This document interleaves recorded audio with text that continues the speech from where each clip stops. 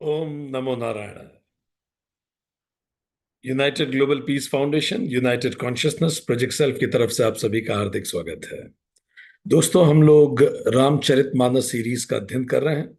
आज 37th session है। हम लोग अयोध्या कांड पढ़ रहे हैं और आज दोहा 127 से आगे पढ़ना शुरू करेंगे। हमारा नाम डॉक्टर विक्रांत सिंह तोमर है। आप सभी का स्वागत है। हम लोगों ने अभी तक श्री राम जी की यात्रा के बारे में हमने देखा कि कैसे श्री राम जी केवट से पूछते हैं कि क्या मुझे नदी पार करा देंगे। श्री राम जी ऋषि भारद्वाज से निवेदन करते हैं कि मैं किस दिशा में जाऊं, और किसी से नदी पास पार कराने का अनुग्रह करते हुए, किसी से रास्ता पूछते हुए वो ऋषि वाल्मीकि जी के आश्रम में पहुंच गए हैं।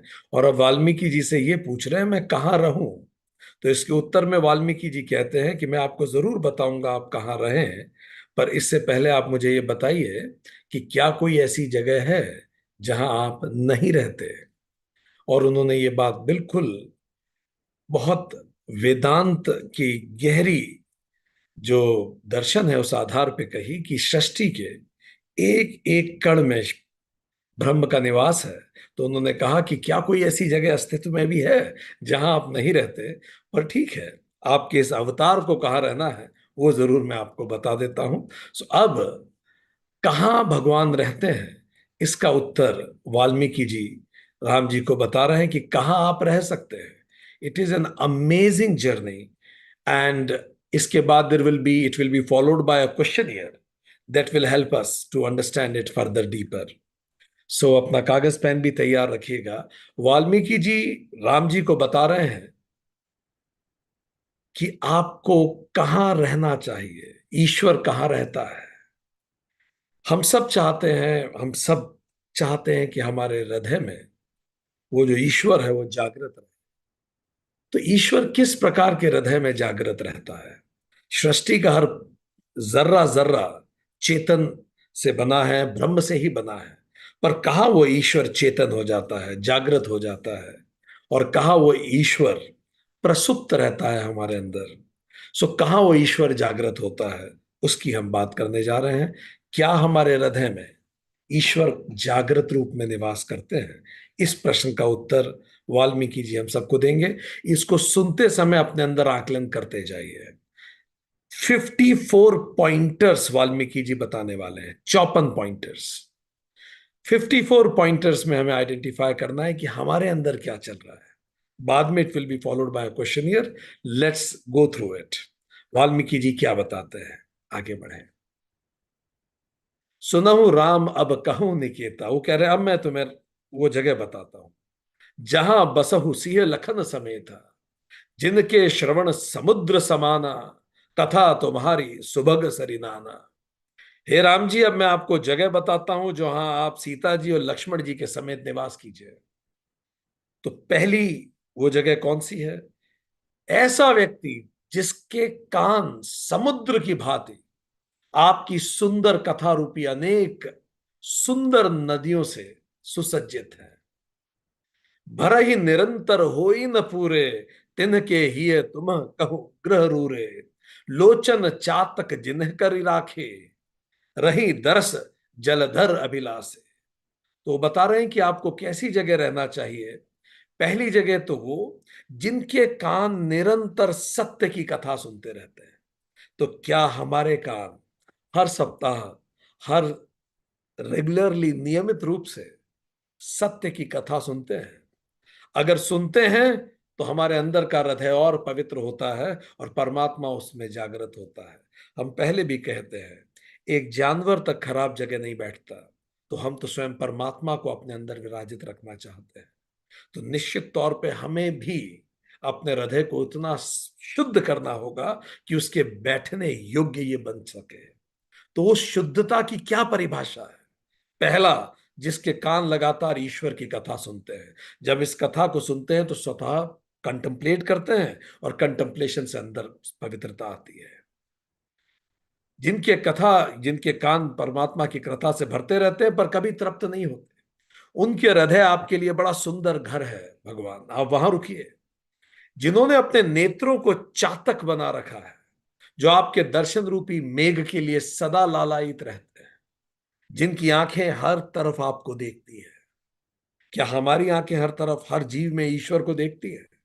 हम में से अगर किसी की आंखें हर हर जीव में ईश्वर को देखती हैं, तो हमारे अंदर ईश्वर जागृत होता है। दूसरी क्वालिटी, आगे बढ़ते हैं।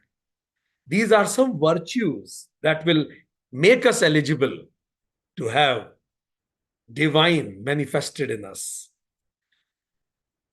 निदर ही सरित सिंधु सर भारी, रूप बिंदु जल होई सुखारी, तिनके हृदय सदन सुखदायक, बसहु बंधु सिय सह रघुनायक। तथा जो भारी भारी नदियां समुद्रों और झीलों का निरादर करते हैं और आपके सौंदर्य रूपी एक बूंद से सुखी हो जाते हैं, ऐसे लोग, ऐसे लोगों के हृदय रूपी भवनों में आप सीता जी और लक्ष्मण जी के सहित निवास कीजिए। इसका मतलब, तीसरी क्वालिटी, जो भौतिकता के समुद्र की अपेक्षा आध्यात्मिकता की एक बूंद से ज्यादा तृप्त, ऐसे लोगों के हृदय में परमात्मा जागृत होता है। वो किसी से मिलते हैं तो वो ये नहीं दिखाना चाहते कि वो उनके भौतिक संसाधन कितने हैं, वो ये चर्चा करते हैं कि उनकी आध्यात्मिक यात्रा कहां पहुंची है। उनकी प्यास आध्यात्मिक है, भौतिक नहीं। उनके हृदय में परमात्मा निवास करते हैं। क्या हमारे साथ ऐसा है? पूछते जाएं हम खुद से।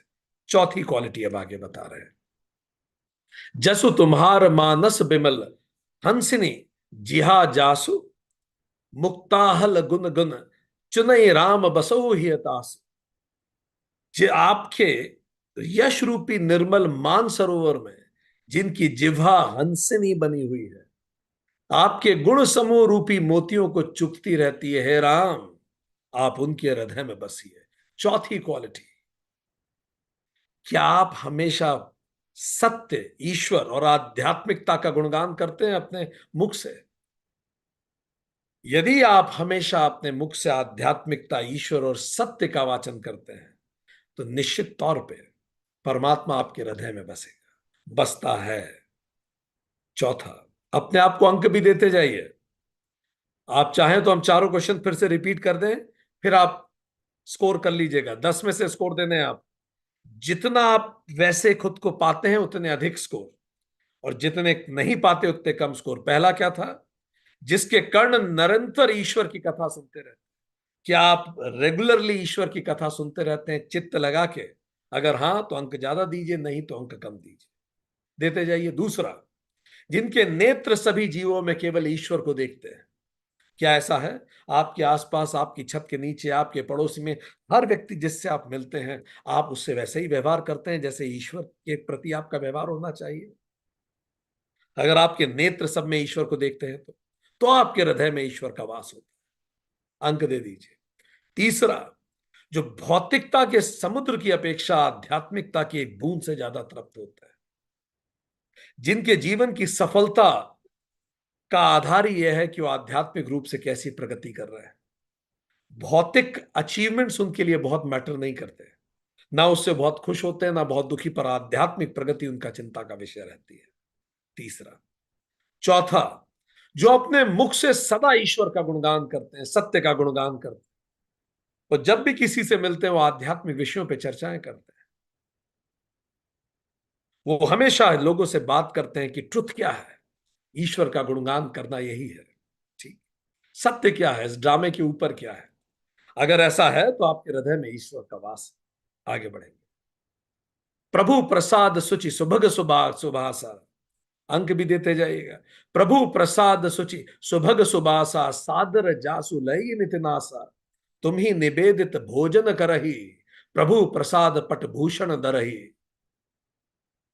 जिनकी नासिका आपके पवित्र और सुगंधित पुष्पादि सुंदर प्रसाद को नित्य आदर से ग्रहण करती है, और जो आपको अर्पण करके ही भोजन करते हैं और आपके प्रसाद स्वरूप ही वस्त्र आभूषण धारण करते हैं, उनके हृदय में आप बसी। पांचवा प्रश्न, क्या मेरी नासिका हर परिस्थिति में अच्छी हो रहा है, बुरा हो रहा है, ठीक हो रहा है, ठीक नहीं हो रहा, हर परिस्थिति को ईश्वर के प्रसाद की सुगंध की तरह से लेती है। क्या मुझे हर परिस्थिति में ईश्वर के प्रसाद की सुगंध आती है? विपरीत परिस्थितियों में भी जितनी आती है उतना अंक दीजिए, और जितना घबरा जाते हैं विपरीत परिस्थिति में उतना काट लीजिए। एक्सट्रीम विपरीत परिस्थितियों को भी सोचिए। आगे बढ़ेंगे। छठा प्रश्न, जो ईश्वर को अर्पण करके ही भोजन ग्रहण करते हैं, क्या पहला कोर लेने से पहले आप ईश्वर को ध्यान करते हैं? और क्या ये कहते हैं मनी मन, ये तू ही है, तू ही ये भोज्य पदार्थ है, तू ही वो है जो भोजन कर रहा है, तू ही पचाने वाला है और तू ही वो ऊर्जा है, तेरा तुझको अर्पण। क्या ये सोच के मैं खाना खाता हूं? और सातवां, जो ईश्वर के प्रसाद स्वरूप ही वस्त्र धारण करते हैं, जो कपड़े भी पहनते हैं, तो ये ध्यान रखें कि तेरी बड़ी अनुकंपा, तूने दिया कुछ तन ढकने को, नहीं तो मुझ में क्या योग्यता ही, कितने मेरे से बेहतर पड़े, पर इतना तूने अनुकंपा की कि तन ढकने को वस्त्र दिए। अगर इस प्रकार का विचार हर बार कपड़े पहनते समय आपके मन में आता है, तो ईश्वर का वास है। अंक देते जाइए, जितनी बार आता है उतने अंक बढ़ा दीजिए, कभी कभी आता है काट लीजिए, जैसी मर्जी वैसा कर दीजिए। आगे बढ़े। शीस नवहि सुर गुर दूज देखी, प्रीति सहित करी विनय विशेषी, कर नित करहि राम पद पूजा, राम भरोस हृदय नहीं दूजा। जिनके मस्तक देवता गुरु और ब्राह्मणों को देख के बड़ी नम्रता से झुक जाते हैं। क्वेश्चन नंबर 8, नहीं क्वेश्चन नंबर 9, जिनके मस्तक ईश्वर के पथ के पथिक को देखकर विनम्रता से झुक जाते हैं। मैंने कितनी ही भौतिक अचीवमेंट किया हो, पर मुझे ईश्वर के पथ का पथिक जब दिखता है, ऐसा यात्री जो ईश्वर के रास्ते पे बढ़ रहा है, जो सत्य के रास्ते पे बढ़ रहा है, उसको देख के मैं स्वतः विनम्र हो जाता हूं। उसके सामने जाते ही मैं विनम्र हो जाता हूं। गुरु के सामने मैं विनम्र हो जाता हूं, आत्मज्ञानियों के सामने मैं बहुत विनम्र हो जाता हूं, और देवताओं के सामने मैं विनम्र हो जाता हूं, सत्य की रास्ते के पथिक के सामने विनम्र हो जाता हूं। क्या ऐसा मैं हूं? क्या मेरा एरोगेंस जीरो हो जाता है? गुरु, ब्राह्मण, ब्राह्मण मतलब जो सत्य अन्वेषी हो, जिसने स्वयं को जाना हो, और देवता के सामने मेरा अहंकार समाप्त होता है क्या? कुछ पल के लिए ही सही। अगर ऐसा है तो मेरे अंदर राम का नाम वास है। और 11वां प्रश्न, अंक देते जाइए। जिसके हृदय में ईश्वर के प्रति अगाध विश्वास, पूरा भरोसा ईश्वर पे और किसी पे नहीं, पूरा प्रयास करके अब प्रभु जो तू करेगा वो होगा, जब तूने थाम रखा है तो मैं किसी और की क्या चिंता करूं। जो घबराते नहीं है विपरीत स्थिति, तूने थाम ही रखा है, ठीक। कर नित कर ही राम पद पूजा, राम भरोस हृदय नहीं दूजा। बस वो प्रभु के चरणों में ही रहते हैं। प्रभु के चरणों में मतलब मंदिर में नहीं जाके हमेशा जरूरी है। प्रभु के चरणों में का मतलब शरणागति। जैसा तू रख ले प्रभु, क्या कहे, जैसा तू करवा ले, जैसी तेरी इच्छा, राम इच्छा। क्या ऐसा जीवन उनका चलता है? अगर चलता है तो अंक दीजिए। और ऐसा जीवन चलने का मतलब है फिर कोई शिकायत नहीं, कोई गुस्सा नहीं, कोई इरिटेशन नहीं। अगर सभी उसकी इच्छा से हो रहा है तो फिर किसी चीज की इरिटेशन? क्या ऐसा मैं सोच पाता हूं क्या? आगे बढ़ते हैं। चरण राम तीरथ चली जाही, राम बसु तिन्ह मन माही, मंत्र राजनित जप ही तुम्हारा, पूज ही तुम ही सहित परवारा। बहुत सुंदर। जिनके चरण श्री राम जी के तीर्थों में चल के जाते हैं, जिनके चरण तीर्थों की परिक्रमा करते हैं, क्या हम में से कुछ लोग, जो लोग क्या तीर्थों की परिक्रमा आप करते हैं? तीर्थ जो है वो जगह है जो सिद्ध हो चुकी है। वहां सदियों सदियों पुण्यात्माओं ने ध्यान किया, वो जगह सिद्ध हो गई। हम लोग वहां जाते हैं खुद को चार्ज करने, जैसे टेस्ला चार्ज करने के लिए चार्जिंग स्टेशन जाना होता है। ये चार्जिंग स्टेशन है। हम चक्कर लगाते हैं उस तीर्थ के याद दिलाने के लिए कि हम ऐसे ही चक्कर लगा रहे हैं प्रभु, जन्म जन्मांतरों से चक्कर लगा रहे हैं सत्य के, पर सत्य को नहीं जान पा रहे हैं। इसीलिए हम गर्भगृह में अंदर जाते हैं सत्य को देखने, चक्कर लगाते हैं, फिर चक्कर लगाते लगाते और उसके बाद गर्भगृह में अंदर जाते हैं, सत्य का दर्शन करते हैं। यही तो हमारा पूरा जीवन है। तो क्या हम तीर्थों को जाते हैं और अपने आप को रिचार्ज करते हैं? अगर हाँ तो अंक दीजिए। ठीक। आप उनके मन में निवास कीजिए जो तीर्थों को जाते हैं, और फिर वाल्मीकि कहते हैं जो नित्य राम नाम को जपते हैं और परिवार सहित आपकी पूजा करते हैं। अब राम तत्व तो शिव में भी है, राम तत्व तो कृष्ण में भी है, जो अपने इष्ट को नित्य जपते हैं और परिवार सहित उनकी पूजा करते हैं। क्या आप ऐसा करते हैं? आप निरंतर जाप करते हैं और क्या आप परिवार सहित पूजा करते हैं अपने इष्ट की? ठीक है तो अंक दीजिए, नहीं तो काट लीजिए।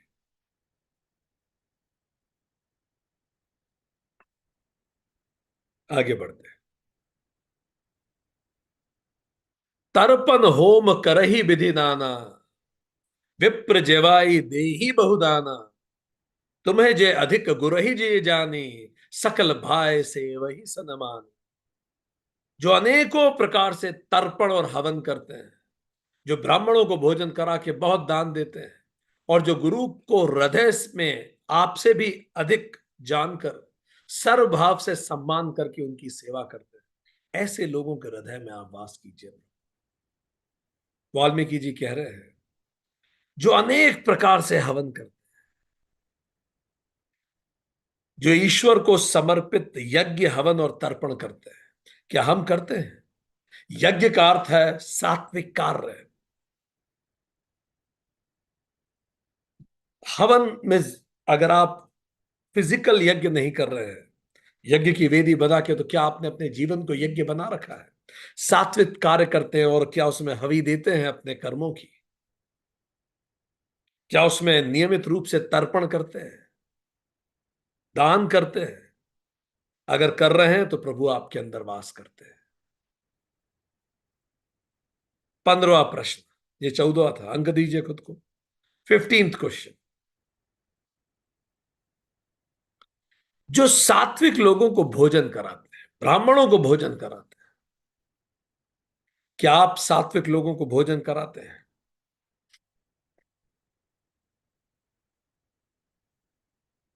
अच्छा, 16वां प्रश्न, जो गुरु को हृदय में ईश्वर तुल्य मानते हैं, क्योंकि गुरु ही उनसे उनको ईश्वर से रेगुलर टच में रखता है, उनके अंदर के ईश तत्व को लगातार जागृत करने के लिए उनको मजबूती प्रदान करता है। जो गुरु को हृदय में ईश्वर तुल्य मानते हैं और उनकी सम्मान से सेवा करते हैं, क्या हम करते हैं? करते हैं तो अंक दीजिए। जितना आपको लगता है आप करते हैं उतना अंक देते रहिए। आगे बढ़ते हैं। सबु करी मांग ही एक फल राम चरण रति हो, तिनके मन मंदिर बसो सिय रघुनंदन दो। और ये सब कर्म करके उनका एकमात्र यही फल वो मांगते हैं कि भगवान राम के चरणों में हमारी प्रीति लगी रहे। ये सब कर्म करके वो भौतिक चीजें नहीं मांगते। वो ये सब कर्म करने के बाद गुरु सेवा, विप्र सेवा, दान पुण्य हवन सब करने के बाद वो सारे सत्कर्मों का फल मांगते हैं कि ईश्वर की भक्ति मन में बनी रहे, मेरा मन हमेशा सत्य में लगा रहे, मैं भौतिकता में लीन न जाऊं, बस इसके अतिरिक्त कुछ और नहीं चाहिए। वो कुछ और मांगते ही नहीं है। कि हम कुछ और कभी नहीं मांगते? अंक दीजिए। अगर कभी कुछ और नहीं मांगते इसके अतिरिक्त तो ज्यादा अंक दीजिए। कुछ और भी कभी कभी मांग लेते तो अंक काट लीजिए। उन लोगों के मन रूपी मंदिर में आप बसिए सीता जी और लक्ष्मण जी के सहित, जो ऐसे लोग हों। वाल्मीकि जी कह रहे हैं काम कोह मद मान न मोहा, लोभ न क्षोभ न राग न द्रोहा, जिनके कपट दंभ नहीं माया, तिनके हृदय बसहु रघुराया। जिनके ना तो काम क्रोध मद अभिमान और मोह है, ये जो 5 चीजें हैं यदि हम में नहीं है तो राम जी हृदय में जागृत होते हैं। काम, क्रोध, मद, अभिमान और मोह,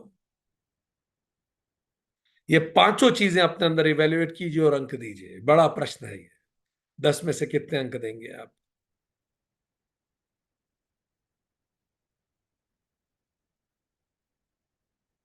अगला प्रश्न, ये प्रश्न नंबर 19वां था, 18वां था, सॉरी। अब क्वेश्चन नंबर 19। जिनके मन में ना लोभ है, ना शोभ है, शोभ मतलब दुख, ना राग है, ना द्वेष है, न कपट है, न दंभ है, न माया है, उनके हृदय में स्थान स्थान ग्रहण करते हैं भगवान।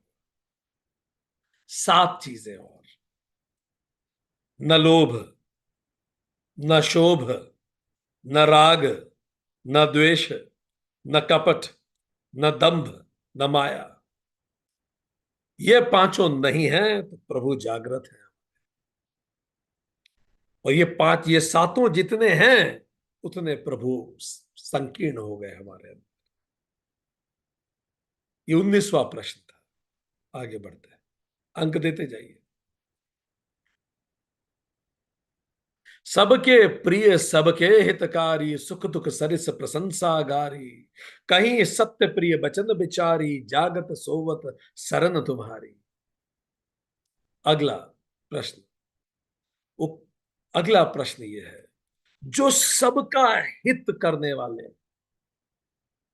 और सबके प्रिय हैं, ऐसे लोगों के हृदय में आप जाके बसिए। क्या आप अपने आसपास हर व्यक्ति का हित हम करते हैं क्या? और चूंकि जो आपका हित करता है वो स्वतः आपका प्रिय हो ही जाता है, तो स्वतः रूप से आप, क्या हम अपने आसपास सबके प्रिय हैं क्या?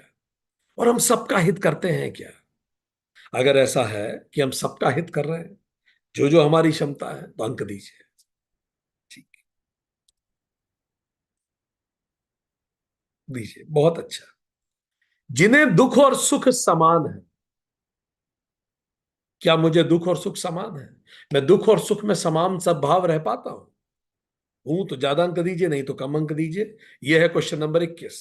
क्वेश्चन नंबर 20 था, जो सबके प्रिय और सबका हित करने वाले हैं। क्वेश्चन नंबर 21, जो सबके लिए दुख और सुख जिसके लिए समान है, दुख सुख समान है।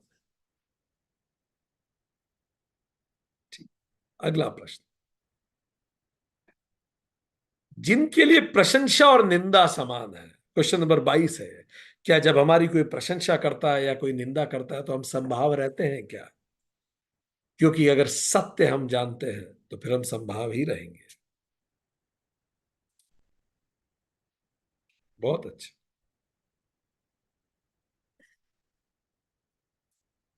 23वां, जो सत्य प्रिय वचन से बोलते हैं, क्या हम सत्य वाचन करते हैं क्या? केवल सत्य नहीं, सत्य प्रिय शब्दों में बोलते हैं क्या? एक तो हम सही बोलते हैं, सत्य का साथ देते हैं हमेशा, और दूसरा उसको प्रिय शब्दों में रखते हैं, ऐसा हम करते हैं क्या? ये 23वां नंबर प्रश्न है। 24वां प्रश्न, जो जागते सोते प्रतिक्षण आपकी शरण में है, जो जागते सोचते प्रतिक्षण आपकी शरण में।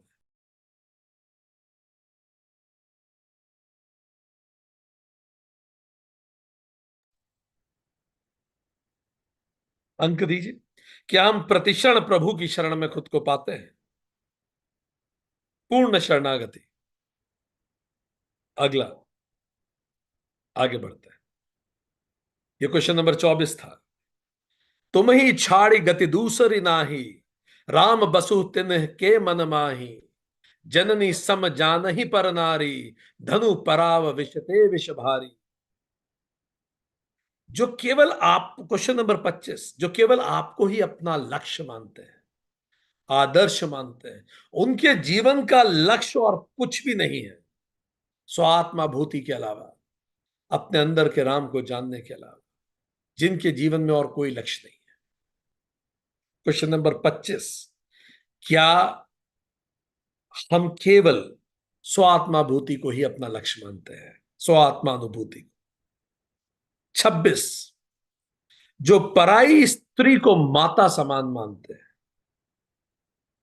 It's not gender sensitive, both cases, जो पराई स्त्री को माता समान या पराय पुरुष को पिता समान मानते हैं। 26वां प्रश्न, अंक देते जाइए। 27वां प्रश्न, जो पराये धन को विष मानते हैं, जो धन मेरा नहीं है वो फिर विष है मेरे लिए, मैं ले ही नहीं सकता, it doesn't belong to me. आगे बढ़े, 27 प्रश्न हो गए, आगे बढ़ते हैं। जे हर्षि जे हर्षि पर संपत्ति देखी, दुखित होई पर विपत विशेषी, जिन्हीं राम तुम प्राण पियारे, तिनके मन शुभ सधन सुमा तुम्हारे। जो दूसरों की संपत्ति देख के हर्षित होते हैं, ऐसे लोग जो दूसरों का विकास देख के खुशी होती है उन्हें। 28वां क्वेश्चन है, क्या जब दूसरे विकास करते हैं तो मुझे खुशी होती है, मुझे जलन तो नहीं होती दूसरों को बेहतर होते हुए देखते हुए? जब वो विकास करते हैं, दे डूइंग गुड, उनका ग्रोथ होता है। आगे बढ़ते हैं, 29वां। ठीक। और जो क्वेश्चन नंबर 29, जो दूसरों की विपत्ति देख के दुखी होते हैं, दुख होता है किसी के साथ गलत हो रहा हो, उस पर विपत्ति आए तो बड़ा दुख होता है। मुझे होता है क्या, लिखिए। अगर होता है तो वाल्मीकि जी कह रहे हैं, हे राम आप उनके हृदय में बसिए। क्वेश्चन नंबर 30, जिनको ईश्वर प्राणों के समान प्यारे है, मतलब जीवन ही व्यर्थ है अगर ईश्वर को न पाया तो। अगर सत्य न जान पाए, इस जीवन में सत्य को न जी पाए, उस अवस्था में स्थापित ना हो पाए, तो फिर प्राण ही बेकार है। जिन्हें ईश्वर, जिन्हें सत्य प्राणों के समान प्यारा है, क्या हमें है क्या? वो अर्जेंसी है क्या हमें? अंक लिखिए। प्रश्न नंबर 30, वाल्मीकि जी कह रहे हैं अगर ऐसा है तो ऐसे व्यक्ति के हृदय में चले जाइए। स्वामी सखा पितु मातु गुरु, जिन्ह के सब तुम तात, मन मंदिर तिन्ह के बसहु सिय समेत दो भ्रात। जिनके स्वामी सखा पिता माता गुरु सब आप ही हैं। क्वेश्चन नंबर 31, क्या हम हमारे सारे रिश्ते उसी इष्ट में देखते हैं? जो भी हमारा इष्ट है वही स्वामी है, वही सखा है, मन की बात उससे शेयर करते हैं, वही माता पिता गुरु सब कुछ वही है। ऐसा समर्पण भाव है क्या हमारे हमारे इष्ट के प्रति? तो ऐसे व्यक्ति के मन मंदिर में भगवान वास करते हैं। अवगुण तजी सबके गुण गही, विप्रधेनु हित संकट सहही, नीति निपुण जिनके कई जगली का, खर तुम्हारा तिन्ह कर मनुनी का। अगला क्वेश्चन, क्वेश्चन नंबर 32, जो अवगुणों को छोड़ के सबके गुण ग्रहण करते हैं। मेरे आसपास इतने सारे लोग हैं, कितने लोगों में कई कमियां हैं, पर मैं किसी से किसी की कमियों पे चर्चा नहीं करता। मैं चर्चा करता हूं उस व्यक्ति में गुण क्या है और वो मैं कैसे ग्रहण कर सकता हूं। हर व्यक्ति में कुछ अच्छा होता है। जब भी मैं किसी से बात करता हूं तो मैं उसके गुणों पे चर्चा करता हूं, उससे सीखा क्या जा सकता है। अवगुणों पे गॉसिप करना मेरा तरीका नहीं है। क्या मैं ऐसा करता हूं? क्वेश्चन नंबर 32, अंक दीजिए। क्वेश्चन नंबर 33, जो सदपुरुषों के और गायों के संकट से हर लेते हैं। गाय और सदपुरुष, ब्राह्मण, उन पे कोई संकट आता है तो वो एक्टिव होकर उस संकट को हरने का प्रयास करते हैं। क्वेश्चन नंबर 33, क्या हम ऐसा करते हैं क्या? क्वेश्चन नंबर 34, जो जो नीति निपुणता जिनकी जगत जो नीति निपुणताओं जिनकी जगत में मर्यादा है, ऐसे जिनका जीवन है, जो नीति निपुण है और मर्यादित जीवन जीते हैं, उसके मन में आप रहिए। क्वेश्चन नंबर 34, जो मर्यादित नीति संगत जीवन जीते हैं, नीति निपुण जीवन जीते हैं, सही सच्चरित्रता से जीवन जीते हैं, नीति के अनुरूप जीते हैं, मर्यादित जीवन जीते हैं, प्रभु ऐसे व्यक्ति के मन में आप जाके बस जाइए। क्या हम ऐसा जीवन जीते हैं क्या? 34। अगला प्रश्न, 35वां क्वेश्चन, 35। गुण तुम्हार समुझई निज दोसा, जेहि सब भांति तुम्हार भरोसा, राम भगत प्रिय लाग ही जेहि, तेहि उर बसहु सहित बैदेहि। जो गुणों को आपका और दोषों को अपना समझता है, वही जानता है कुछ अच्छा हो रहा है तो ईश कृपा है, और कुछ कमी रह गई है तो वो मेरी ही कमी। जो गुणों को आपका और दोषों को अपना समझता है, कि उसकी तो बड़ी अनुकंपा है। अगर ये नहीं हो पाया, कुछ मुझसे ही कमी रह गई होगी, नहीं तो वो तो छप्पर फाड़ के देता है। जो गुणों को आपका और दोषों को अपना समझता है, क्या हम ऐसा करते हैं क्या? Question number 35। कई लोग बिल्कुल उल्टा भी करते हैं। वो दोष उसका मानते हैं और गुण अपने मानते हैं। कुछ अचीव हो गया तो देखो मैंने कितनी मेहनत की, कुछ चीजें मन के अनुसार नहीं हुई तो विधाता तू तो मुझसे बदला लेना चाहता है। अगला, जिसे सब प्रकार से आपका ही भरोसा है, आप ही उसके अंतिम खवैया हो, इसीलिए वो स्वयं तनाव नहीं लेता। जिसको ईश्वर में भरोसा होता है उसे तनाव नहीं। तो जितना तनाव होता है आपको, उतना अंक काट लीजिए, और जितना कम होता है, जितना ईश्वर में भरोसा है, उतना बढ़ा दीजिए। आगे बढ़िए। ठीक। Question number 37। जिसको राम भक्त बड़े प्यारे लगते, हाँ हाँ हाँ, कोई मिल जाए राम भक्त, मतलब आपका और उसका इष्ट एक हो, या जो इष्ट धारक कोई और हो, उसके साथ बैठना इन्हें बड़ा प्यारा लगता है। क्या आपको बहुत अच्छा लगता है क्या? 37 क्वेश्चन, अंक देते जाइए। वाल्मीकि जी कह रहे हैं, ऐसे व्यक्ति के हृदय में निवास कीजिए प्रभु आप। जाति पाति धन धर्म बढ़ाई, प्रिय परिवार सदन सुखदाई। सब तजी तुम ही रही उरलाई, तेही के हृदय रहु रघुराई। जाति, क्वेश्चन नंबर 38। जाति पाति धर्म धन बढ़ाई, प्यारा परिवार, सुख देने वाला घर, सबको छोड़ के बस वो केवल आप में को हृदय में धारण करता। ये सब तो आने जाने हैं। जाति पाति पैसा धर्म बढ़ाई प्यारा परिवार, ये सब आने जाने वाले हैं, बस वो सत्य एक वही है। जो ऐसा सोच के जीता है, उसके हृदय में आप रहिए, उसके हृदय में आप रहिए प्रभु।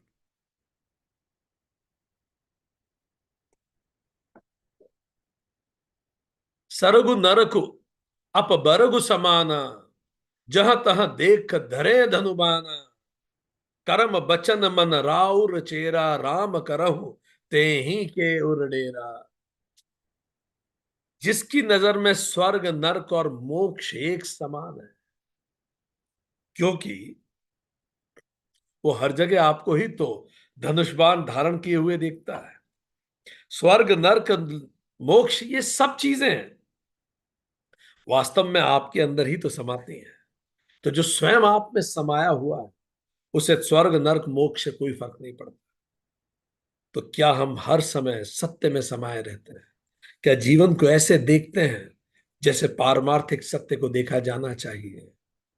क्या मेरी दृष्टि इस प्रकार की है कि मुझे हर ओर, हर व्यक्ति में धनुष बाण किए धारण किए राम दिखते हैं, हर परिस्थिति में वही राम दिखते हैं, और हम उसी राम की शरणागति में हैं? राम हो, कृष्ण हो, हनुमान जी हो, जो भी आपके इष्ट हो। ठीक। आगे बढ़ते हैं। जो कर्म से वचन से और मन से आपका दास है, केवल बोलने के लिए नहीं है, उसके कर्म भी वैसे ही है, उसके भाव भी वैसे ही है। एरोगेंस बिल्कुल नहीं है उसमें। उसको नहीं लगता उसने कर दिया, उसको लगता है आपने करवा दिया, आपने इंस्ट्रूमेंट चुन लिया उसे। तो जो मन वचन और कर्म से आपका दास है, उसकी बातचीत से ही समझ में आता है कि वो केवल इंस्ट्रूमेंट है, दास है। आगे बढ़ते हैं। जाहि न चाहि कबहु कछु तुम सन सहज स्नेह, बसहु निरंतर तासु मन सो राउर निज गेह। जिसको कभी भी कुछ नहीं चाहिए, और आपके चरणों में जिसका स्वाभाविक प्रेम है। ठीक। तो दो बातें, क्वेश्चन नंबर 42। जिसको कुछ भी नहीं चाहिए, चाह गई चिंता गई, मनवा बेपरवाह। जिसको कुछ ना चाहिए, ते चाहन के चाह चाह। उसे कोई व्यक्तिगत स्वार्थ सिद्धि नहीं है। उसकी कामनाएं भी हैं तो लोक संग्रह के लिए, सबके लिए है, पर खुद के लिए उसे कुछ भी नहीं चाहिए। जो प्राप्त है सो पर्याप्त है, जो दिया तूने बड़ा कृपा की। क्वेश्चन नंबर 40 थी क्या, ऐसे हम सोचते हैं? क्वेश्चन नंबर 42 था ये। 43 अगला प्रश्न है। जिसका आपसे स्वाभाविक प्रेम है, इट ऑटोमेटिकली हैपन्स, स्वतः है, स्वाभाविक है, प्रयास नहीं करना पड़ता। मन आप में रमा रहता है स्वाभाविक रूप से, ध्यान नहीं रखना पड़ता। जगत प्रपंच में खुद को खींच के लाना पड़ता, अन्यथा मन उसी में लगा है। आगे बढ़ते। क्वेश्चन नंबर 43 था ये। ए विधि मुनि बर भवन दिखाए, बचन सप्रेम राम मन भाए। कही मुनि सुनहु भानुकुल नायक, आश्रम कहूं समय सुखदायक। इस प्रकार मुनि श्रेष्ठ वाल्मीकि जी ने रामचंद्र जी को घर दिखाया, ये घर है, ऐसे घर में रही। उनके प्रेम पूर्ण वचन सुन के राम जी को बहुत अच्छा लगा, और उन्होंने कहा, हे सूर्यकुल के स्वामी, अब मैं इस समय के लिए आपको सुखदायक आश्रम बताता हूं। कहने का मतलब ये है, वो ये कह रहे हैं कि ये जो मैंने आपको बताया ये तो आपका नित्य निवास है, पर अभी चूंकि आप वनवास पे आए हुए हैं, तो मैं अब आपको एक दूसरा निवास भी बता देता हूं जहां आप शेल्टर बना सकते हैं। आप नित्य रूप से तो भक्तों के हृदय में रहिए। 43 क्वेश्चन हम आपसे पूछ चुके हैं। अब 43 क्वेश्चन के बाद कुछ और क्वेश्चन है जो यहां नहीं है, जो आध्यात्म रामायण में आते हैं, उन प्रश्नों पे भी हम जाएंगे। ठीक, so let's go for those questions first. आध्यात्म रामायण में कई और प्रश्न आते हैं 43 के बाद। आध्यात्म रामायण अयोध्या कांड में प्रभु निवास का प्रकरण आता है। उसमें वेद व्यास जी भी बताते हैं कि प्रभु को कहाँ रहना होता है। तो ये सब आध्यात्म रामायण में उल्लेख आता है। तो उस हिसाब से हम आपसे कुछ और प्रश्न पूछ रहे हैं। हम we are not going line by line, but I am asking few more questions जो इसी की समरी है, आध्यात्म रामायण की ही आगे की समरी है। ठीक, अगला प्रश्न लिखिए। Question number next. जो प्राणी शांत, समदर्शी और संपूर्ण जीवों के प्रति द्वेष रहित रहता, क्या मैं रहता हूं ऐसा? अगर ऐसा है तो अपने आप को अंक दीजिए। जो प्राणी शांत, समदर्शी और संपूर्ण जीवों के प्रति द्वेष रहित रहता, ऐसा है तो अपने आप को अंक दीजिए। चलिए हम आपको सीधे उस क्वेश्चनियर पे ही ले चलते हैं, ताकि इन प्रश्नों को, ये वो सारे प्रश्न जो अभी तक हमने आपसे पूछे, now I am taking you directly to that questionnaire.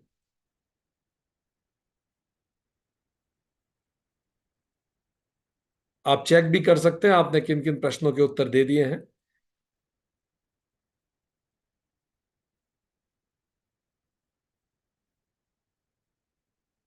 आपकी स्क्रीन पे प्रश्न है, ये सारे प्रश्न हो चुके हैं। अब जो प्रश्न बचे हुए वो हम आपसे पूछने जा रहे हैं, जब तक के लिए एक क्विक टैली है आपके लिए।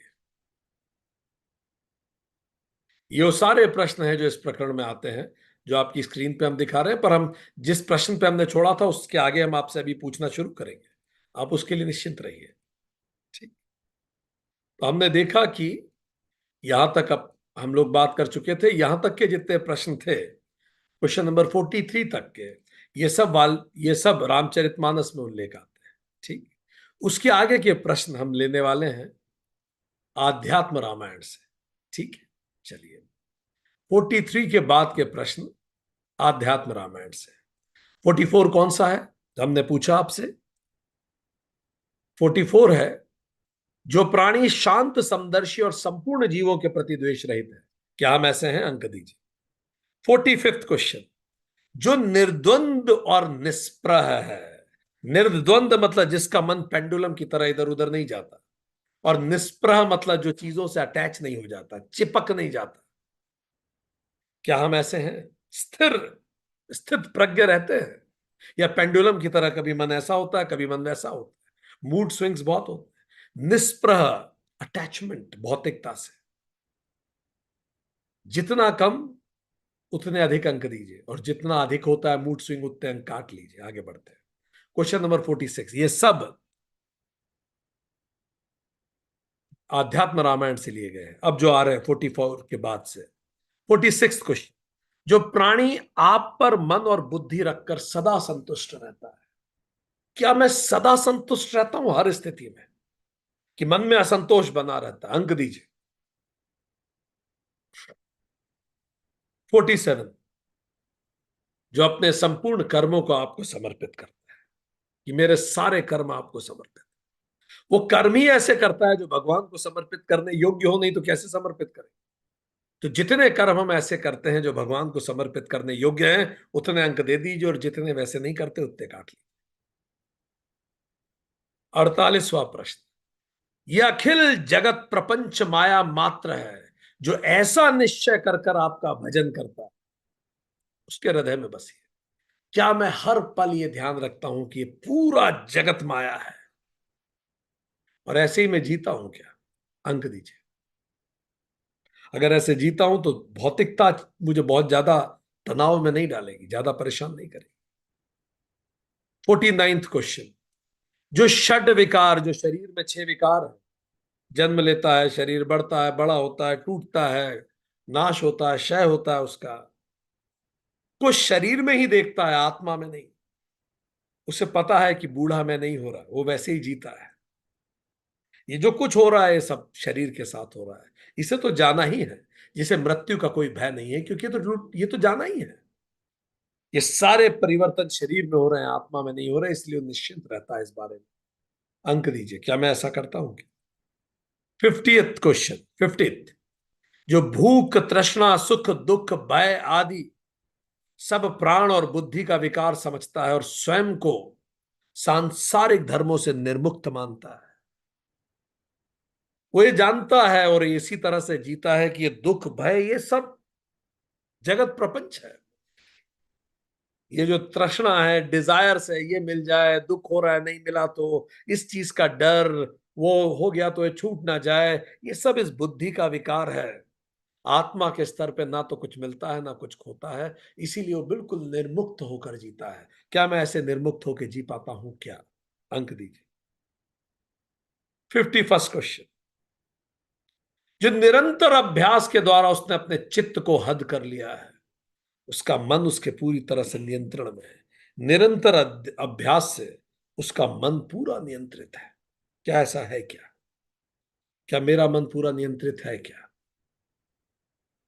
क्वेश्चन नंबर 52, जो आपके चरणाविंद में हमेशा सेवा के लिए तत्पर रहता है, कोई भी कार्य ऐसा हो जो सनातन को बढ़ाता हो, सत्य को बढ़ाता हो, अच्छाई को बढ़ाता है, अपनी क्षमताओं अनुसार उसमें मैं सेवा के लिए तत्पर रहता हूं।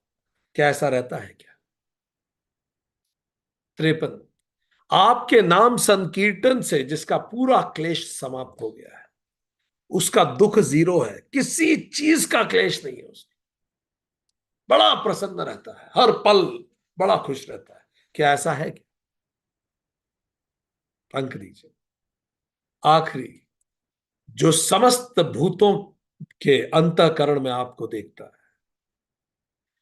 केवल जीवों के नहीं, भूतों के भी, जो पत्थरों में, पेड़ में, हर जगह आपको ही देखता है, चर अचर में आपको देखता है, ऐसे व्यक्ति के हृदय में निवास कीजिए। 54 क्वेश्चन हैं, अंक बता के परसेंटेज निकालिए अपना और चैट बॉक्स में लिखिए। Giving you 1 minute for that. Total कर लीजिए। क्या 54 का क्वेश्चन टोटल करना आपके लिए कठिन होगा, तो इतना समय देने से क्लास का समय जाया हो सकता है। So what will do is, आप बाद में लिख दीजिएगा, बट आई एम श्योर कि अब हमारे पास एक पूरा पैरामीटर है कि प्रभु किसके हृदय में निवास करते हैं। तो उसके बाद उन्होंने इतना डिटेल में जाके बता दिया है कि आपको कहां निवास करना चाहिए। ठीक, चलिए अब इसके आगे कैलकुलेट कर लीजिएगा, कितना प्रतिशत चांसेस है कि हमारे अंदर प्रभु जागृत होंगे। प्रतिशत हमारे सामने है। हमारे शास्त्रों की सबसे सुंदर बात है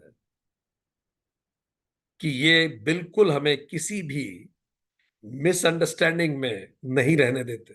बार बार आईना दिखाते हैं, इतनी बार आईना दिखाते हैं कि जब तक हम शर्मिंदा होकर सुधार न कर लें, इसीलिए शास्त्र पढ़े जाते, क्योंकि शास्त्र तलवार की धार की तरह, वो जो सत्य है उसको छोड़ के बाकी सब काट देते हैं। तो चलिए, अब ये सब के बाद कैलकुलेशन आपके पास है, कैलकुलेशन आप कर लीजिएगा। आपके पास आपके अंक हैं, परसेंटेज निकाल लीजिए। ठीक।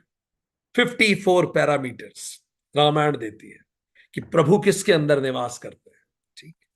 आगे बढ़े। अब ये सब बताने के बाद वाल्मीकि जी देखिए कितने पर्टिकुलर हैं। ये सब बताने के बाद उन्होंने कहा वो भी तो बता दूं कि आप फिजिकली कहां जाके रहे। तो वो बता रहे हैं अब आप फिजिकली कहां जाके रहे। पढ़ते हैं आगे, चलिए शुरू करते हैं। चित्रकूट गिर करहु निवासु, तह तुम्हार सब भांति सुपासु, सैलु सुहावन कानन चारु, करी केहरी मृग बिहग बिहारू। अब आप पधारे तीनों और चित्रकूट पर्वत पर निवास कीजिए। वहां आपके लिए हर प्रकार की सुविधा है। सुहावना पर्वत है, सुंदर वन है, हाथी सिंह हिरण और पक्षियों का विहार स्थल है। उससे सुंदर कुछ नहीं हो सकता अभी आपके लिए। आप वहां जाइए और भी वहां अब आप निवास कीजिए, घने जंगलों में, चित्रकूट के जंगल। भगवान ने कहा आप वहां जाइए। वाल्मीकि जी ने जब प्रभु को कहा, और वाल्मीकि जी आगे कहते हैं, नदी पुनीत पुराण बखानी, अत्रि प्रिया निज तप बल आनी, सुर सरी धार नाउ मंदाकिनी, जो सब पातक पोष्टक डाकिनी। वहां एक पवित्र नदी है जिसकी प्रशंसा पुराणों ने भी की है, और जिसको अत्रि ऋषि की पत्नी अनुसुईया जी अपने तपोबल से लेके आ गई थी। वो गंगा की धारा है, मंदाकिनी गंगा उसका नाम है। और वो सारे पाप रूपी बालकों को खा डालती है। वो ऐसी डायन है, उन्होंने कहा, जो पाप को खा जाती है। मंदाकिनी नदी ये चित्रकूट जिले में, जो छत्तीसगढ़ का चित्रकूट जिला है और मध्य प्रदेश का सतना जिला है, वहां चित्रकूट अवस्थित है। उसके जंगल, वो नदी, आज भी दर्शन करने लोग वहां जाते हैं। ठीक। कैमूर पर्वतमाला से संबंधित है, और बड़ा धार्मिक महत्व है इसका। यहां आज भी रामघाट है, जहां भगवान राम स्नान किया करते थे मंदाकिनी नदी पे। वो रामघाट आज भी वहां है, लोग स्नान करते हैं। और अनुसुईया जी, जो अत्रि ऋषि की पत्नी थी, बहुत बड़ी तपस्विनी, बहुत ही बड़ी तपस्विनी। उन्होंने, ऐसा हुआ था कि एक बार धरती पर अकाल पड़ा चित्रकूट पर। तो उन्होंने उस भयंकर अकाल के दौरान अपने तपोबल से गंगा की एक धारा मंदाकिनी वहां प्रकट कर दी। तो मंदाकिनी जो है प्रकट तो यहीं से हुई है, पर वो गंगा की धारा है जो अब यहां से प्रकट हुई है। वो माता अनुसुईया ने अपने तपोबल से प्रकट की, जिससे वो क्षेत्र उपजायु हुआ और अकाल समाप्त हुआ। इसीलिए तीर्थ बड़ा पूजनीय है। माता अनुसुईया, अत्रि ऋषि, ये वहीं रहते थे। अत्रि ऋषि और अनुसुईया माता का भी परिचय जान लेने जैसा है। चूंकि वो गंगा ही है, इसीलिए ये मान्यता है कि जब भी आप उसमें स्नान करते हैं, आपके हृदय में जो पाप है वो धुलने लगते हैं। आपका हृदय शुद्ध होता है। ऋषियों की गंगा, चूंकि ऋषियों ने गंगा के किनारे ही तप किया है, तो गंगा के जल में वो पवित्रता है ही जो मन को पवित्र कर देती है। इसीलिए मंदाकिनी नदी में स्नान मन को पवित्र करता है। थोड़ा पढ़ते हैं।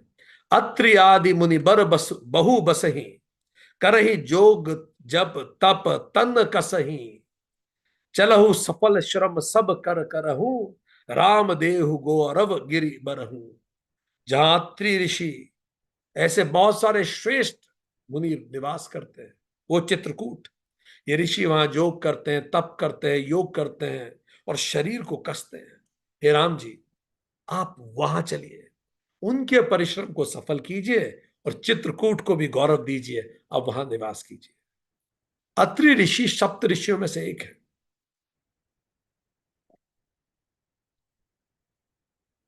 ब्रह्मा जी के मानस पुत्र हैं अत्रि ऋषि। और अत्रि ऋषि न केवल ब्रह्मा जी के मानस पुत्र हैं, अत्रि ऋषि के ही पुत्र हैं भगवान दत्तात्रेय। अत्रि ऋषि के ही पुत्र चंद्रदेव हैं। अत्रि ऋषि के ही पुत्र दुर्वासा जैसे ऋषि हैं। अत्रि ऋषि बहुत महान ऋषि हैं। जब उन्होंने जब उनको ब्रह्मा जी ने तप करने का कहा तो उन्होंने गहरा तप किया अपने अंदर के सत्य को प्रकट करके, और फिर उनको वरदान दिया था ब्रह्मा जी ने। जब उन्होंने ध्यान किया ब्रह्मा विष्णु महेश का, तब वरदान से उन्हें चंद्रदेव की प्राप्ति हुई। चंद्रदेव जो बाद में दक्ष प्रजापति के दामाद बने। ठीक। ऋषि दुर्वासा, उन्होंने शिव जी को प्रसन्न किया, और उनके प्रसन्न तप से प्रसन्न होकर शिव जी ने उन्हें उनका अंश के रूप में जन्म लेने का वरदान दिया। तो दुर्वासा ऋषि शिव जी के ही अंश है। इस प्रकार से अत्रि ऋषि अलग अलग जगह शास्त्रों में उनका उल्लेख होता है। महाभारत में भी उनका उल्लेख होता है। उन्होंने युधिष्ठिर को धर्म काल और मोक्ष इसके गूढ़ रहस्य बताए थे। तो ऐसे अत्रि ऋषि जो दुर्योधन ने युधिष्ठिर को, सॉरी, जो महाभारत काल में भी आपको देखने में आते हैं। महाभारत में शांति पर्व में उनका उल्लेख होता है। दुर्वासा जैसे ऋषि जिनके पुत्र हैं, चंद्रदेव जिनके पुत्र हैं, भगवान दत्तात्रेय जिनके पुत्र हैं, ऐसे अत्रि ऋषि। और जो माता है, माता अनुसुईया, जो उनकी पत्नी है, अर्धांगिनी है। अनुसुईया शब्द का ही अर्थ माता के बारे में बहुत कुछ बताता है। सूया का मतलब होता है ईर्ष्या। अनुसूया मतलब जिसमें कोई ईर्ष्या ना हो, किसी के प्रति कोई ईर्ष्या नहीं। तो अत्रि ऋषि और माता अनुसुईया चित्रकूट में मंदाकिनी नदी के तट पे रहते थे। वहां उनका आश्रम था। वाल्मीकि रामायण में भी उल्लेख आता है, अरण्य कांड में, भागवत पुराण में, स्कंद पुराण में, हर जगह इसका उल्लेख आता है इनके निवास का। और ऐसी एक बार कथा हुई कि जब चूंकि इनका तप इतना बड़ा था, तो देवताओं ने ब्रह्मा विष्णु महेश को निवेदन किया कि आप इनके तप की परीक्षा लें कि संसार में सबसे बड़ा पतिव्रता कौन है। तो ऐसी कथा जाती है कि सरस्वती जी, लक्ष्मी जी और पार्वती जी भी ये सोचती थी कि सबसे बड़ी पतिव्रता तो वही है। पर जब ये बात आई कि उन्होंने भी सुना कि अनुसुईया जी का पतिव्रत धर्म अतुलनीय है, किसी भी व्यक्ति, वस्तु जिसमें आप ईश्वर को स्थापित कर दें और उसमें अपने आप को 100% समर्पित कर दें, उससे हमें अमोघ शक्ति प्राप्त होती है, क्योंकि हर तत्व ईश्वर का ही तत्व है। मरा मरा बोल के वाल्मीकि जी को मोक्ष प्राप्त हुआ। तो किसी भी वस्तु, किसी भी व्यक्ति में जब हम अपना संपूर्ण विश्वास एकत्रित कर देते हैं तो वो जागृत हो जाता है, क्योंकि चेतना तो सब में है। तो उन्होंने अपने पति में पूरा अपना विश्वास जागृत किया। तो तीनों देवता परीक्षा लेने गए। ब्रह्मा विष्णु महेश जी साधु के वेश में गए। उस समय ऋषि अत्रि आश्रम में नहीं थे, और उन्होंने माता अनुसुईया से कहा कि हमारी उपवास है और हमें उपवास खोलना है, पर हम तभी खोलेंगे जब आप हमें स्तनपान कराएंगे।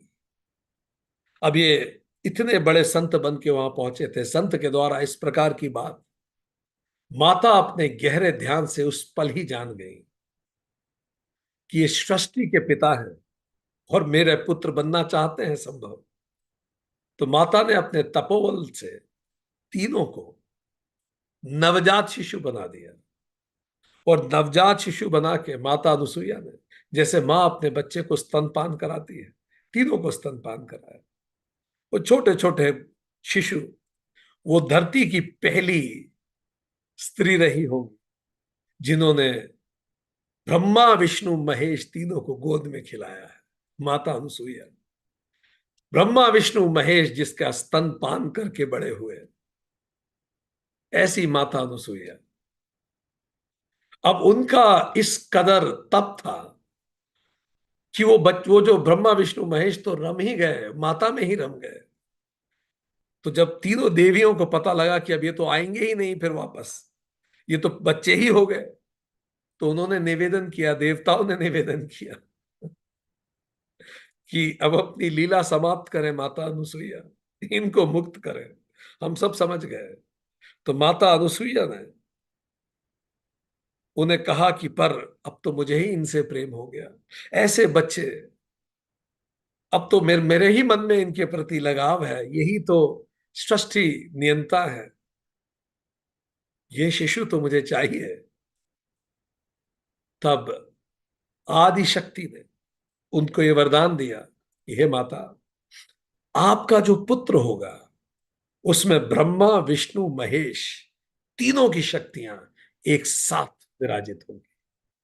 ब्रह्मा विष्णु महेश मिलके आपके पुत्र बनेंगे, सृष्टि की पहली महिला, शायद एकमात्र, जिनके पुत्र में ब्रह्मा विष्णु महेश तीनों का ओज शामिल है, और वो भगवान दत्तात्रेय हुए। तो इस प्रकार की माता अनुसुईया, ऐसे ऋषि अत्रि, और इस प्रकार का वो वन जिसको चित्रकूट कहते हैं, इतनी सुंदर जगह उन्होंने जाने का कहा। चित्रकूट शब्द का अर्थ ही क्या है? चित्र मतलब सुंदर, रंग बिरंगा, कूट मतलब पर्वत शिखर, सौंदर्य से भरी हुई जगह। चित्रकूट को कहा भी जाता है हिल ऑफ मैनी वंडर्स। चित्रकूट इतना सुंदर। राम जी, लक्ष्मण जी और सीता माता बहुत साल चित्रकूट में रहने वाले थे। यह जगह इसीलिए महत्वपूर्ण है क्योंकि यही भगवान राम ने जीवन का पहला दरबार लगाया, राम दरबार चित्रकूट में। और इसमें दरबार में कौन आते थे?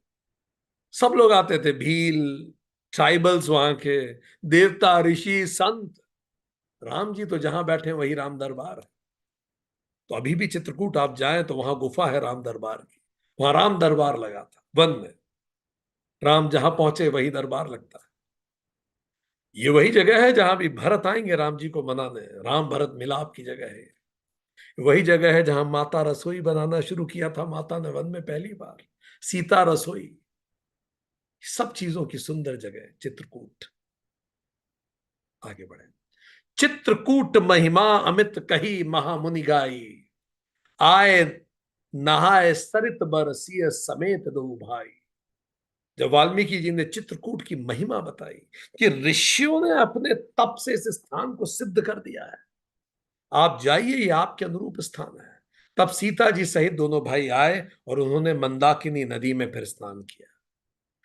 रघुबर कहेउ लखन भय घाटू, भल घाटू, करहु कर करहु कतहु अब ठाहर ठाठू, लखन दीख पै उतर करारा, चहु दिसी फिरेऊ धनुष जमनारा। राम जी ने कहा, लक्ष्मण ये बड़ा अच्छा घाट है, यही नदी के किनारे रहेंगे, यही ठहरने की व्यवस्था करो। लक्ष्मण जी ने नदी के उत्तर के ऊंचे किनारे को देखा, जहां थोड़ा ऊंचा था नदी का किनारा, और फिर कहा कि इसके चारों ओर धनुष की तरह नदी जा रही है, यहां बनाना शुरू कर देते हैं। जैसा आपने कहा, प्रकृति में रहेंगे तो वहां प्रकृति के साधक आपको मिलेंगे। राम जी अब जहां प्रकृति में रहने लगे थे तो प्रकृति के साधक मिलने लगे। आप विकृति में रहेंगे तो विकृति के साधक मिलेंगे। आप शराब पीने वाली जगह जाइए, आपको वो लोग मिलेंगे। आप जंगल जाइए, आपको वैसे लोग मिलेंगे। आप सत्संग में जाइए, आपको वैसे लोग मिलेंगे। प्रकृति में रहेंगे तो प्रकृति के साधक मिलेंगे, विकृति में रहेंगे तो विकृति के साधक रहेंगे। राम जी प्रकृति में पहुंच गए। इस प्रकार की राह जब हम चुनते हैं तो उसी प्रकार के हमराही हमें मिलते हैं। तो राम जी ने अपनी राह चुन ली थी, भरद्वाज जी ने और वाल्मीकि जी ने उन्हें बता दिया, राम जी ने अब राह चुन ली। क्योंकि जिस प्रकार की राह हम चुनते हैं वैसे ही लोग हमें मिलते हैं, वैसे ही हमराही हमें मिलते हैं। राम जी पूरे पर्यावरण के बीच में उन्होंने रहने का निश्चित किया। आगे बढ़ते हैं। नदी पनच सर सम दम नादाना, सकल कलुष कलिसाऊ जनाना, चित्रकूट जन अचल अहेरी, चुकई न घात मार मुठ भेरी। कैसी है मंदाकिनी नदी? मंदाकिनी नदी धनुष की प्रत्यंचा है। ठीक। जो धनुष है वो जिस प्रकार का वो पूरा जगह है, तो जैसे लक्ष्मण जी ने कहा था पिछले दोहे में, चौपाई में, कि चारों ओर धनुष के जैसी है वो नदी। तो ये जो धनुष तो वो जमीन हो गई, चित्रकूट की जो जमीन है वो, वहां जो जमीन है वो धनुष की जैसी है, नदी उसकी डोरी है। ठीक। और शम दम और दान बाण है। और शिकार किसका होता है चित्रकूट में? इंसान के मन के पाप का। बड़ी सुंदर बात राम जी ने कही कि चित्रकूट सच में हमारे अंदर बसता है, चित्रकूट ही शिकारी है। मंदाकिनी नदी धनुष की प्रत्यंचा है। बाण क्या है? शम दम दान। ये तीन बाण उपयोग कीजिए, चित्रकूट अंदर आ जाए। राम लक्ष्मण और सीता सहित हमारे हृदय में होंगे। शम शांति, मानसिक शांति। दम इंद्रिय नियंत्रण। दान लोक संग्रह। ये तीन कार्य करें तो चित्रकूट यहां बसने लगेगा। मानसिक शांति हो, इंद्रिय नियंत्रण हो, और दुनिया के लिए क्या हम बेहतर कर सकते हैं ऐसे मन में विचार हो, ऐसी जगह है चित्रकूट, जहां शेर और हिरण एक घाट पे पानी। पर्यावरण को अगर हम नहीं बचाएंगे तो पनघट को मरघट में बदलने में देर नहीं लगनी। आगे चले। अस कहीं लखन ठाऊ दिखरावा, हलु बिलो की रघुबर सुख पावा। रमेऊ राम मनु देवन जाना, चले सहित सुर हपत प्रधाना। ऐसा करके लक्ष्मण जी ने स्थान को दिखाया, और स्थान को देखकर राम जी ने भी बड़ा सुख पाया। अब जब देवताओं ने जाना कि राम जी का मन यहां लग गया है, तो देवताओं के प्रधान विश्वकर्मा वहां पहुंच गए। आगे बढ़ते हैं। कंब रामायण में भी इस तरह का उल्लेख आता है कि सृष्टि की रचना करने वाले भगवान यद्यपि माया में छिपे रहते हैं, तथापि इंद्रियों का दमन करने वाले योगियों के लिए वो अदृश्य नहीं रहते। इसीलिए भगवान को अगर हमें देखना है तो ये जो इंद्रियां हैं बाहर की जगह अंदर की ओर लौटा दी। मानसिक शांति मस्ट है, इंद्रियों को इंट्रोवर्ट करना मस्ट है, और लोक संग्रह का कार्य करना। तब प्रभु प्रकट होते हैं अंदर। कंब रामायण, चित्रकूट पटल इसको कहते हैं। ऐसी एक कहानी और आती है कि अब निवास तो भगवान वहीं करने लगे। तो एक बार भगवान वहां निवास जब कर रहे थे, वहां कुटिया बन के जो निवास कर रहे थे, तो कथा ऐसी आती है, ये आनंद रामायण में कथा आती है, सार कांड में। आनंद रामायण सार कांड, कि राम जी जब कुटिया बनने लगी तो वहीं सीता जी के पैर पर सर रख के विश्राम कर रहे थे। तो जयंत जो इंद्र का पुत्र है, उसने देखा कि सीता जी के पैर पे राम जी सर रख के सो रहे हैं। तो उसने वो आया, और उसको पता था अब सीता जी पैर नहीं हिला पाएंगी, तो वो कौआ बन के आया और सीता जी को परेशान करने लगा, और सीता जी के पैर पे उसने काट लिया। सीता जी ने पूरी ताकत से पैर को रोके रखा, नहीं तो राम जी की नींद खराब हो जाती। इससे सीता जी को चोट लग गई, घाव हो गया। चोट से काट रहा था कौआ। जब थोड़ा घाव हो गया, रामचंद्र जी संवेदनाओं से ही जान गए और जागृत हुए, और जैसे वो जगह कौवा भागा, रामचंद्र जी ने एक घास का तिनका उठा के कौए के पीछे मारा। श्री राम अगर किसी को फेंके तो ब्रह्मास्त्र है। तो कौवा उड़ के सारे देवताओं के पास गया, हर देवता के पास शेल्टर के लिए गया। देवताओं ने बोला हम जरूर शेल्टर देंगे, पर तुम्हें खतरा किससे? और उन्होंने बोला राम जी से। तो सबने अपने अपने शेल्टर वापस ले लिए। न शिव जी ने मदद की, न विष्णु जी ने मदद की, न ब्रह्मा ने मदद की, किसी ने मदद नहीं की। तो घबराता हुआ भागता रहा। अंततः नारद जी के पास पहुंचा। नारद जी तो सबको समाधान देते ही हैं। नारद जी ने बोला, देखो जिसने तिनका छोड़ा है बस वही रोक सकता है, आप कोई नहीं रोक पाएगा। मारे जाओगे तुम राम जी के पास पहुंचो। और राम जी के पास फिर से पहुंचा, उसने माफी मांगी।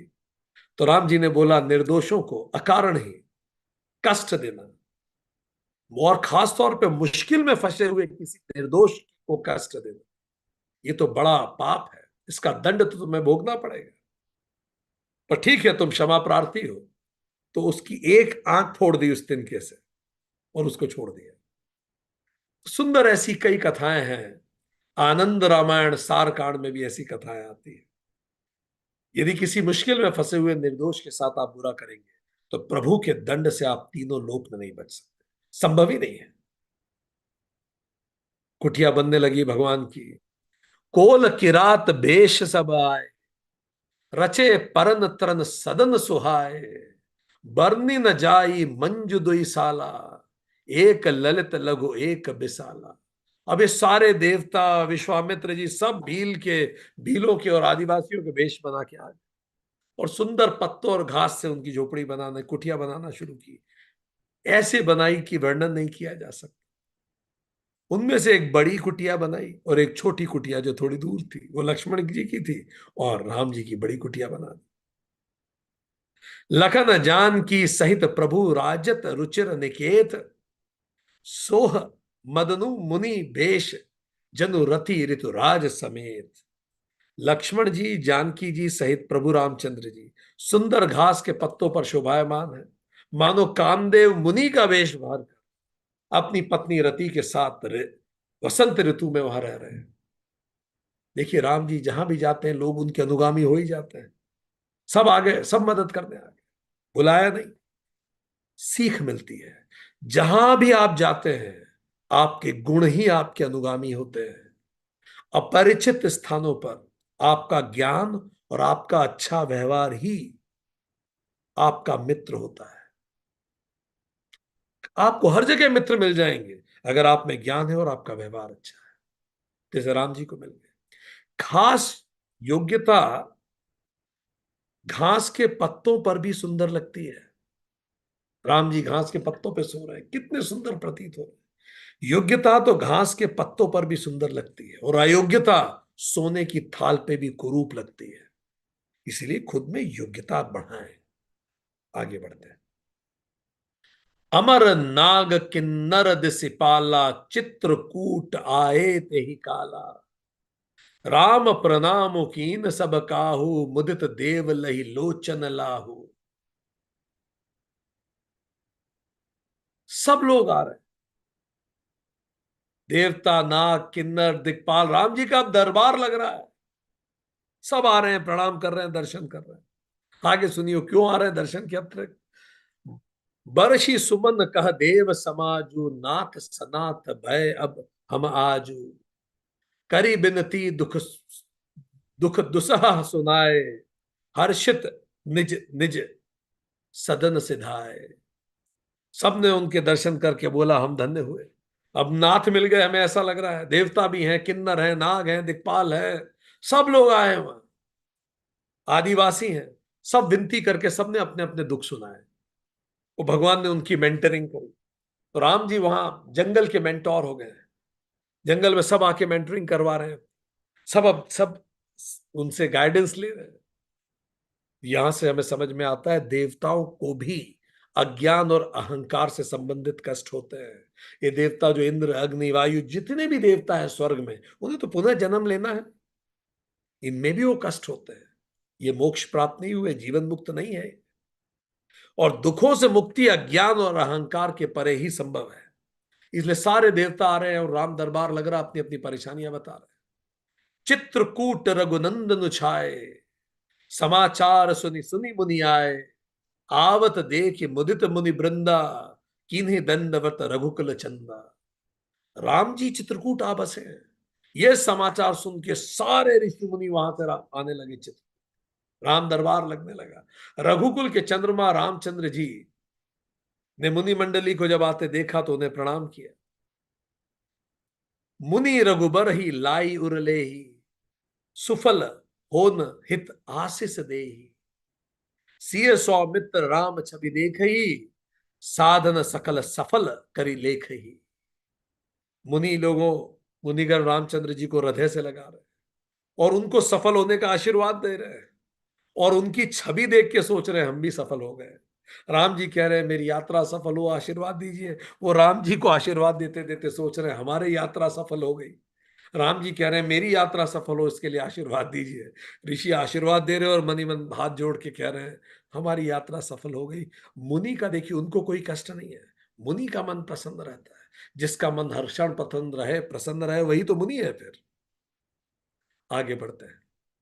जथा जोग सन मानी प्रभु विदा किए मुनि ब्रंद, करही जोग जप जाप तब निज आश्रम ही सुछंद। फिर उन्होंने सबको प्रणाम करके उनको विदा किया। सब अपने अपने आश्रम में स्वतंत्रता के साथ योग जप यज्ञ तप करने लगे। सब पहुंचे। यह भाव कि ईश्वर सर्वत्र मौजूद है हमें अभय कर देता है। जैसे माता पिता की मौजूदगी में बच्चे निर्भय होकर खेलते हैं कि माता पिता देख रहे हैं, ऐसे ऋषि लोग अब अपने मुक्त मुक्त होकर चित्रकूट में निवास करने लगे। यहाँ स्वयं तीनों लोकों के भगवान विराजित हैं, यहाँ अवतार लोके लेके आए हैं। तो सब तरफ एक खबर फैल गई। यह सुधी कोल किरातन पाई, हर्ष जनु नव निधि घर आई। कंद मूल फल भरी भरी दोना, चले रंक जनु लूटन सोना। अब भीलों ने कोल, जुत्ती आदिवासी थे चित्रकूट के, मध्य प्रदेश के, और ऐसे प्रसन्न हुए जैसे पूरी नवनिधि उनके घर पे ही उन्हें मिल गई है। भगवान आ गए। वो दोनों ही कंद मूल भरकर, फल भरकर चले, मानो दरिद्र सोना लौटने चले हो। ये ऐसा होता भी था पहले, जब जैसे महात्मा गांधी जेल जाते थे तो जेल में एकदम से उल्लास हो जाता। महात्मा गांधी जिनसे मिलने के लिए लोग तरसते हो स्वयं जेल आ गए। लोकमान्य तिलक जेल आ गए, ऐसे बड़े बड़े विभूति, अरविंदो घोष जेल आ गए, विनोदा भावे जेल आ गए। तो जेल ही मंदिर बन जाता था। विनोदा भावे ने तो अपनी पूरी गीता की टीका जेल में की है, महात्मा गांधी ने जेल में की है, लोकमान्य तिलक ने जेल में की है। तो जेल ही मंदिर बन जाता है। तो ऐसा ही वो जंगल मंदिर बन गया। तो राम जी आ गए वहां। राम सनेह मगन सब जाने, कही प्रिय वचन सकल सन माने। प्रभु जोहारी बहोरी बहोरी, बचन विनीत करही कर जोरी। प्रभु राम ने उन सबको प्रेम मग्न जाना और प्रिय वचन कह के सबका सम्मान किया। वो बार बार प्रभु के हाथ जोड़ रहे हैं और विनीत वचन कह रहे हैं। अब हम नाथ सनात सब भय देखी प्रभु पाए, भाग हमारे आगमनु राउल कौशल राय। अब हम सब सनात हो गए, हमें नाथ मिल गए कौशल राज। आपके आने से हमारा भाग्योदय हो गया, हमारे भाग्य से आप पधार गए। धन्य भूमि बन पंथ सहारा, जहां जहां नाथ पाऊ तुम धारा। धन्य बिहग मृग कानन चारी, सफल जन्म भय तुम्हारी निहारी। हे नाथ, जहां जहां आपने चरण रखे हैं, वो पृथ्वी, वो वन, वो मार्ग, वो पहाड़ धन्य है। वो वन में विचरने वाले पक्षी पशु धन्य है। आपको देख के सबके जन्म सफल हो गए। संतों का पंथ ही पुण्य पंथ है, उनका साथ ही तीर्थ है। राम जी जहां जहां गए वही तीर्थ हो गए। दोहा 136, वेद बचन मुनि मन अगम थे, प्रभु करुणा एन बचन किरांत के सुनत, जिमि पितु बालक बैन। जो वेदों के वचन मुनियों के मन को भी अगम है, वे करुणा के धान प्रभु राम जी भीलों को ऐसे सुन रहे हैं जैसे पिता बालकों के वचन सुनता है। गौर से देखिए, और राम जी जो इतने बड़े विद्वान हैं, जब भील भी अपनी बात कह रहा है बहुत गौर से सुन रहे हैं। Be a great listener. कोई भी आपसे बात करे बहुत बहुत गौर से सुनिए, फोकस कीजिए, क्रिएट सिग्निफिकेंस। उस व्यक्ति को लगे कि मैं जो कह रहा हूं वो सार्थक है। Be a good listener. Ram ji जिनकी जिनके वेद वचन जो इतना जानते हैं, जो वेदों को भी अगम है, जो ऋषियों को भी अगम है, वो भी इतने गौर से सुन रहे हैं भीलों को। हमें सिखा रहे हैं be a great listener, focus, create significance. रिश्ते सुधरेंगे आपके। राम ही केवल प्रेम प्यारा, जानी ले सो जान निहारा। राम सकल बन चर तब तोषे, कहीं मृदु बचन प्रेम परिपोषे। रामचंद्र जी को केवल प्रेम प्यारा है। जो जानने वाला हो इस बात को जान ले कि भगवान प्रभाव के नहीं भाव के भूखे हैं। ईश्वर को प्रेम और समर्पण से ही पाया जा सकता है। तब रामचंद्र जी ने प्रेम से परिपुष्ट हुए कोमल वचन कहकर जब जितने लोग थे उन सबको संतुष्ट किया। पहले तो सुनी उनकी पूरी बात गौर से, फिर ऐसा उनको उनके स्तर पे जाके समझाया, मेंटरिंग करी उनकी, और कोमल वचन करके उन्हें संतुष्ट किया। विदा किए सिर नाई सिधाए, प्रभु गुण कहत सुनत घर आए। एही विधि सिए समेत दो भाई, बस ही विपिन सुर मुनि सुखदाई। फिर उनको विदा किया, वे सर नवा के सब लोग चले, और राम जी के सीता जी के गुण कहते हुए घर आए। इस प्रकार देवता और मुनियों को सुख देने वाले राम जी उस वन में अब निवास करने लगे। जब ते आए रहे रघुनायकु, तब ते भयु बन मंगलदायकु। फूलही फलही विटप विधि नाना, मंजु बलित बर बेली बिथाना। जब से रघुनाथ जी इस वन में आए हैं, वन ही मंगलदायक हो गया है। अनेक प्रकार के वृक्ष फूल सब फलते हैं, लिपटी वो तने बेल सब एक उनकी ग्रोथ बढ़ गई है, पौधों की पक्षियों की सबकी ग्रोथ बढ़ गई है। सुर तरु सरिस सुभाए सुहाय, मनहु विबुध बन परहरि आए। गुंज मंजू तर मधुकर श्रेणी, त्रिविध बयारी बही सुख देनी। वे कल्प वृक्ष के समान सुंदर हो गए, मानो देवताओं का कोई नंदन कानन वन हो, वो ऐसा लग रहा है। भौरों की पंक्तियां सुंदर गुंजान करने लगी हैं, हवा शीतल हो गई है, हवा में सुगंध आ गई है। Whole existence is conscious. Tulsidas ji याद दिला रहे हैं, पूरी सृष्टि कॉन्शियस है। जैसे पानी के पास आप लगातार नेगेटिव बोलते हैं, ऐसी कई रिसर्चेज हुई हैं, हम जानते हैं।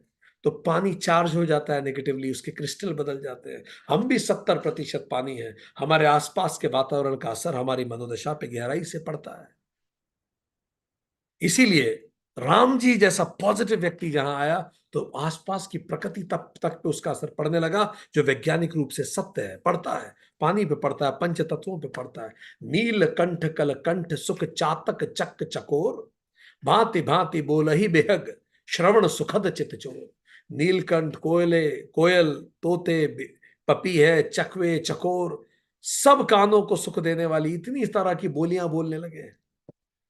करी के हरि कपि कोल कुरंगा, विगत बैर बिचरही सब संगा। फिरत अहेर राम छवि देखी, होई मुदित मृग बंद विशेषी। हाथी शेर बंदर सुअर हिरण, ये सब के बैर खत्म हो गए। मन इतना शांत हो गया है उनकी प्रेजेंस, उनके ऑरा से, कि सभी पशु आनंदित हैं। Presence of a master brings positivity around.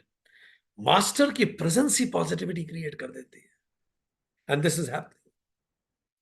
विविध विपिन जह जगी जग माही, देखी राम बनु सकल सिहाही। सुर सरी सरसई दिन कर कन्या, मेकल सुता गोदावरी धन्या।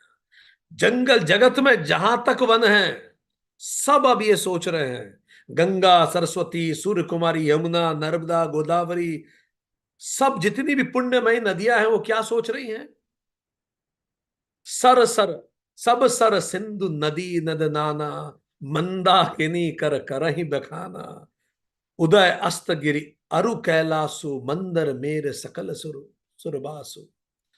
सारे नदी तालाब, सारी पुण्य नदियां, समुद्र नदी नाले, सब मंदाकिनी नदी की बढ़ाई कर रही हैं कि क्या पुण्य है इस नदी का। राम वहां विराज रहे हैं। उदयाचल अस्ताचल कैलाश मंदराचल सुमेरु, सब जो देवताओं के रहने के स्थान है। संत को अतिथि में पाना कितना बड़ा सौभाग्य है, वही बता रहे हैं। कितना बड़ा सौभाग्य है कि संत अतिथि बन के आए। सैल हिमाचल आदिक जेते, चित्रकूट जसु गाव ही तेते। बिंद मुदित मन सुखुन समाई, श्रम बिनु विपुल बड़ाई पाई। हिमालय पर्वत तक चित्रकूट का यश गा रहे हैं, सुमेरु पर्वत सब। विंध्याचल बड़ा आनंदित है, उसके मन में सुख समा ही नहीं रहा। उसे तो बिना परिश्रम ही सब कुछ मिल गया। राम जी आ गए विंध्याचल के चित्रकूट, कितनी बड़ी बात हो गई। चित्रकूट के बिहग मृग बेली बिटप त्रन जाति, पुण्य पुंज सब धन्य अस, कहीं देव दिन राति। चित्रकूट के पक्षी पशु बेल वृक्ष तृण सभी जाति पुण्य की राशियां हैं, और सब धन्य हैं कि राम जी के आसपास हो रह रहे हैं।